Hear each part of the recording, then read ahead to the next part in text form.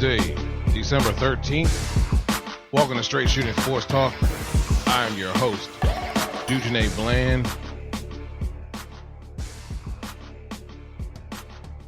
If you want to get at the show, you can hit me up on Twitter at NotBland21. We'll be happy to talk shop with you there. And if you don't do the Twitter thing, you can hit us up on our email, straightshootingst@gmail.com. Any questions, thoughts, anything you want to hear talked about on the show, you can hit us up right there. Now, yesterday, we talked a little bit about the Jeff Fisher firing. And I wrote an article yesterday, not just talking about the firing, but talking about what needs to be done. It's apparent that the owner, Stanley, Mr. Stan Kroenke, I think I'm saying his name correctly, is talking about being committed to excellence or wanting to change the culture, and they have to. There's no ifs, ands, or buts about it.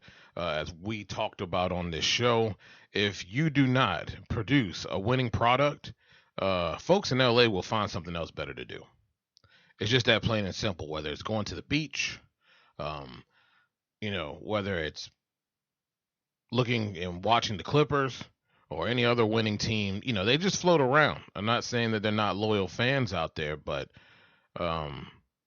isn't that part of the reason why they moved to St. Louis? Because of stadium issues, attendance issues, because the team was not playing winning football. So, here we are with Jeff Fisher firing. And now we are speaking about excellence and the commitment to that. And what's very important to realize here in all of this is that, yes, Jeff Fisher, under his direction as the head coach, they have not had a winning season since he's been there. This being year 6 of that, they have not produced a winning season at all, not even a little bit. That record has been putrid. 31, 45, and 1. No playoff appearances, no winning seasons. But it's just not on him. There's other people in the building that are making decisions, in reference to this football team. Les Snead, the general manager, comes to mind. And let's not forget, Les is the guy who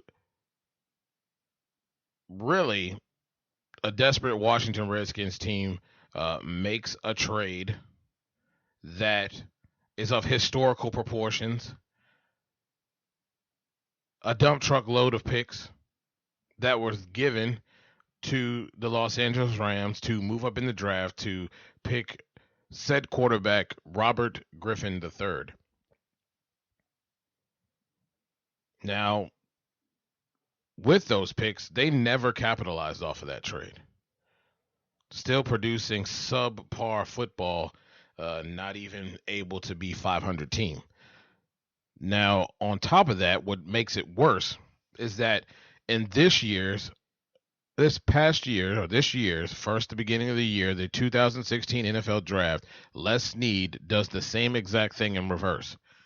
To go up to get a quarterback that, in Jared Goff, that may be talented, not talented enough to move up to, basically auction off the future as they did or accepted from the Washington Redskins to do the same thing for a quarterback named Jared Goff. Now, it's clear that Carson Wentz was the better quarterback on the board, and their scouting department should be fired. Because I don't see how you can look at those two and not tell that Carson was the better quarterback. Not only that, we have another quarterback in Dak Prescott who is playing lights out football aside from one rookie game that Cowboys fans want to put him on the bench for.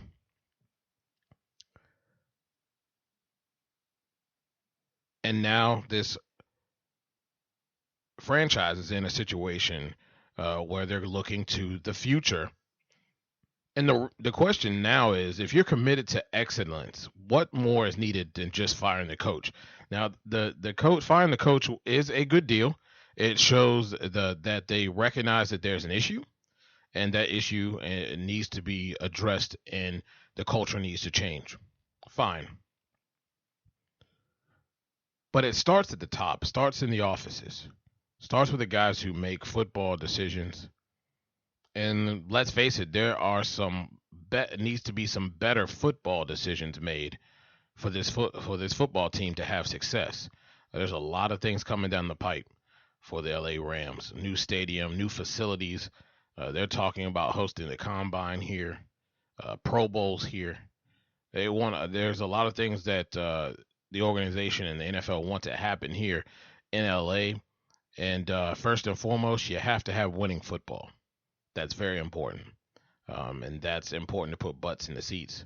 And for this team to have success for its second stint in LA. Now, not that many sexy coaches out there. This had to happen maybe 5 or 10 years ago.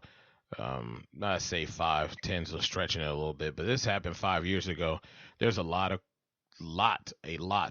of quality coaches, and some of them retreads that are out there. Now, there's not that many, but there are a lot of up and coming coaches.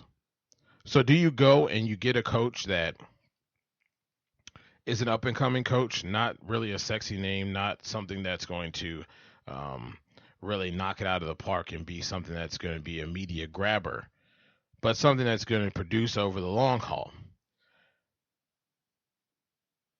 Or do you go get a Mike Shanahan, a Kyle Shanahan? Do you go? Look, the Chucky stuff. That dude's not coming out of the booth. He's smarter than that. And the Rams are not a bad job. There's a lot of talent on both sides of the ball here. The cupboard is not empty.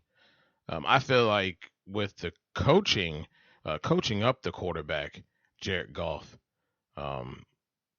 he could have some success down the stretch. He could have some success as his career goes on. I don't think he's a wash by any means, especially with the quality running back that they have there, Todd Gurley. They could add some more pieces on the wide receiver core, but they do have guys there.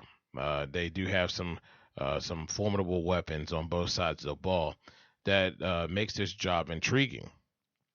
Now, I know there's been some talk about Harbaugh coming out of Michigan, possibly them trying to lure him out of there. Look, he came out today and said that's not happening. He's not coming out, and I wouldn't expect him to leave Michigan. I mean, the guy's not that dumb. I mean, that Michigan job is pretty cush. He has potential to be one of the greatest coaches if he does. Consider one of the greatest coaches if he does a good job there. He's done a good job so far. Now, I don't want to say that's never going to happen, because we've heard Nick Saban say that when he was with the Miami Dolphins, that he wasn't going to be the coach at Alabama. I don't know how many times I got to say that, and boom, he was the coach at Alabama. Bye-bye. Back to the moving truck. Was gone. So don't want to say never, but that's highly unlikely. I actually think the Mike Shanahan hiring would be good. Just don't let him run your front office. Don't let him make football decisions. And don't let nepotism creep in, as in hiring my son to be the offense coordinator. If you have those stipulations, I think he's a guy that can turn a franchise around. I know Washington Redskins fans feel a certain way about Mr. Shanahan, but when you look at his body of work that he had in Washington, he did turn that franchise around. Now, he may have ruined the sports car that was purchased in Robert Griffin III before it ever even got really going on the track. But overall, he's a guy that can establish discipline, establish a level of respectability in the locker room, uh, rally the guys, um, build the talent that's there, and if you can couple that with a quality GM that's going to make quality football decisions and understand and scout, probably have a better scouting team. Uh, this team has potential. Has potential. Um, and Mike Shanahan was considered for the 49ers job, but they passed on that and they hired yours truly. So I don't know how great that is, but all in all, here we are, and Mike Shanahan definitely wants to get back into business, into the NFL. So, what do you think? What do you think? I'd like to hear from you guys on that.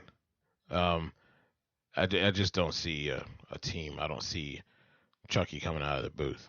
I think he's a whole lot smarter than that. It'd be nice to see him back out there on the sidelines. I just don't see that being a possibility. And there's a lot of young, good coaches out there as well. You know, you have the Greg Romans, I thought, who was unjustly fired. There are a lot of some people are saying Sean McVay. I think he probably has the ability to coach. I think he's probably a year or two away from actually being a head coach. But he has done a fairly decent job, and those in and around Redskins Park think really highly of him. And, you know, obviously the Washington Redskins think highly of him. So you never know. You just never know what they're going to do, but they have to make a quality move that's going to propel this team in a positive direction. Now, we're going to talk a little bit about playoffs, just a little bit. And when you look at the AFC, the playoff picture, if things were to end today, you're looking at New England 1, Kansas City 2, Pittsburgh 3, uh, Houston 4, Oakland 5, Denver 6. And I tell you, um, excuse me, I really think that that's going to hold up, other than the fact that I think there is a small, and I mean small chance that Miami or Baltimore could squeeze their way in there uh, in that sixth spot. I really think Denver is spiraling out of control, and they really have to find some offense. They're not scoring any points. You can't come away scoring 10 points in a ball game, no matter how great your defense is.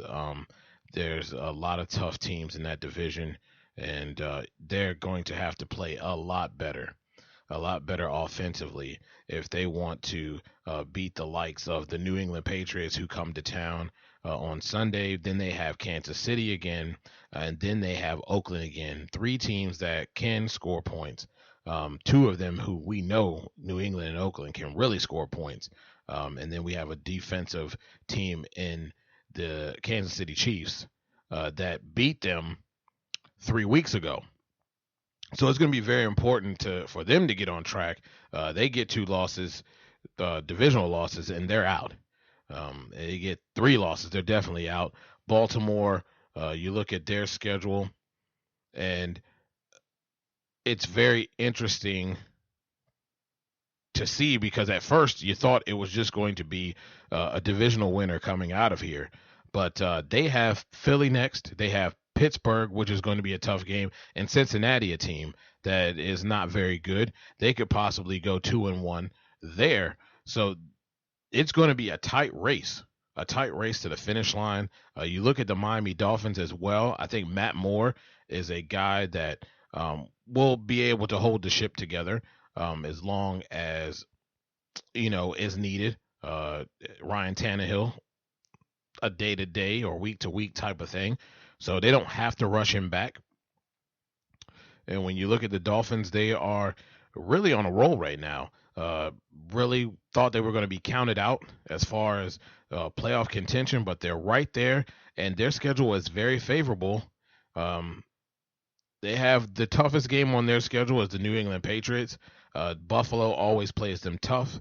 It will be in Buffalo, so they will need to be able to, muster up the same type of game that they've been playing over the last 3 weeks or 4 weeks, I should say.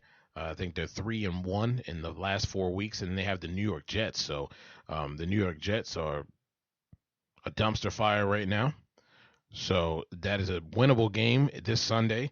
The two toughest games they have coming in the following weeks. I really think Baltimore can get in. I think Denver falls out. Baltimore falls into the playoff race as a wild card, and it's going to be interesting playoffs. I mean, it's good. All six teams are great, and really all six teams could possibly be in the Super Bowl. It's all about getting hot at the right time. Well, thank you so much for listening to this show. Again, if you want to check out my work, it is on sportsjourney.com. That is sportsjourney.com. Again, you can hit me up on Twitter at NotBlend21. And our email address, straightshootingst@gmail.com. And as always, subscribe to the show on iTunes. You can find us on YouTube, SoundCloud, all the various, audio places. You can find us there. Straight Shooting ST. Straight Shooting Sports Talk is what you'll look it up as. And if you have an Apple device, you have iTunes, just go to the Apple Store, subscribe. Well, guys, another showdown, and we will talk to you tomorrow. Yeah! Crab cake and football! That's what Maryland does!